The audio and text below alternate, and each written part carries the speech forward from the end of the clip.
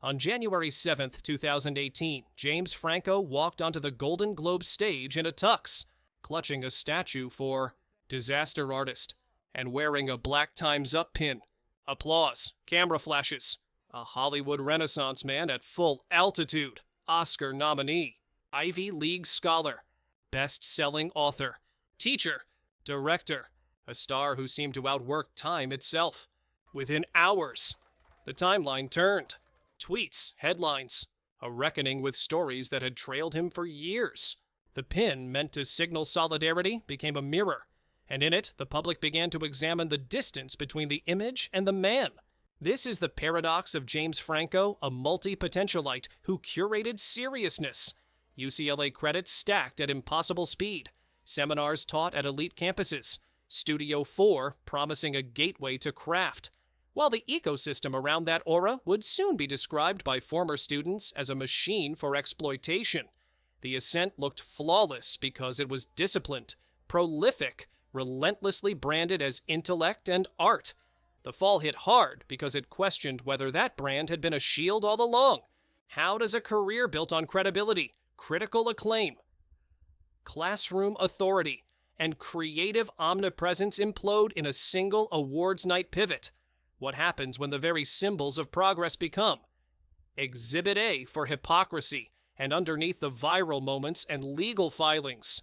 What does Franco's story tell us about power, performance, and the price of celebrity in the Me Too era, long before the headlines, before the hashtags and lawsuits? James Franco was Hollywood's most promising contradiction. Born in Palo Alto, California, in 1978, he grew up in a middle-class home with academic parents who valued intellect over fame. Yet, from the start, Franco's ambitions were never modest. After dropping out of UCLA to pursue acting, he spent years grinding through auditions, flipping burgers at McDonald's to pay for classes, and studying the craft with a kind of obsession that bordered on fanaticism. His first real breakthrough came in 1999 with Freaks and Geeks. Franco's role as Daniel Desario charming. Troubled, effortlessly cool turned him into a quiet cult favorite. The show's early cancellation only intensified the mythology around its cast, and Franco's brooding screen presence marked him as something different from his comic co-stars. But the set also revealed the first glimpse of a troubling intensity. Co-star Busy Phillips would later recall Franco shoving her during a scene, an incident she described as both shocking and emblematic of how far he was willing to go in character, even early on. The lines between performance and person were already starting to blur. Then came James Dean 2001 for the role. Franco isolated himself, smoked 2 packs a day, and fully inhabited the doomed icon he was portraying. The result was mesmerizing, a Golden Globe win, critical acclaim, and industry-wide validation that his extreme methods worked. It was also the moment a dangerous feedback loop began. Hollywood rewarded the obsession. The myth of the tortured artist became a license. If authenticity demanded sacrifice, then boundaries became optional. In chasing truth on screen, Franco learned that intensity could be mistaken for genius, and that the industry would forgive almost anything in the name of art. That lesson would define the next decade of his rise, and, eventually, the conditions of his fall. By the early 2010s, James Franco wasn't just everywhere, he was everything. The Hollywood leading man, the indie auteur, the intellectual, the teacher, the novelist, the poet. His resume read like 5 careers stacked on top of each other. To many, he embodied a new kind of celebrity, one who blurred the line between art and academia, performance and persona. Mainstream audiences knew him as Harry Osborn in Sam Raimi's Spider-Man trilogy. The conflicted heir turned villain. It was the role that made him a household name. His face splashed across posters from New York to Tokyo. But Franco wasn't content with blockbuster fame. He wanted legitimacy. He chased the respect of critics, of scholars, of institutions. That pursuit paid off with 127 hours in 2010, alone on screen, trapped under a boulder. He carried the film with a performance so raw it earned him an Oscar nomination. Critics called it transcendent. The image of Franco, exhausted, bloodied, triumphant, became the symbol of an artist who would go further than anyone for truth. At the same time, he built a parallel empire. He was teaching film at UCLA, writing short fiction, directing experimental projects, even enrolling at Yale for a PhD in English. He gave TED-style talks about creativity and authenticity. Journalists dubbed him a modern Renaissance man. It wasn't just branding, it was armor. Each degree, each lecture, each art project added another layer to the myth of the serious artist. Behind that myth, a network began to form. His company Rabbit Bandini was linked to his private acting school Studio 4, which promised students mentorship and film opportunities. Franco's dual status as both gatekeeper and guru made him untouchable. To study under him meant proximity to Hollywood power. To question him meant risking exile from it. At his peak, James Franco seemed invincible, admired, and industrious to the point of legend. But power accumulates gravity, and in the world he built, a world where creativity and control intertwined, the same forces that fueled his rise would soon begin to pull him down. For nearly 2 decades, James Franco's image had been untouchable. The scholar, the star, the mentor. But beneath the surface, quiet contradictions were beginning to show. The first visible crack came in 2014 when screenshots leaked of Franco messaging a 17-year-old fan on Instagram asking if he should get a hotel. The exchange went viral, and his apology on morning television sounded rehearsed, a half-hearted shrug about being new to social media. For the first time, the public saw something unsettling behind the charm. Still, Hollywood moved on. Franco kept working, teaching, directing, collecting accolades, but reputations don't collapse in a single blow. They erode, one contradiction at a time.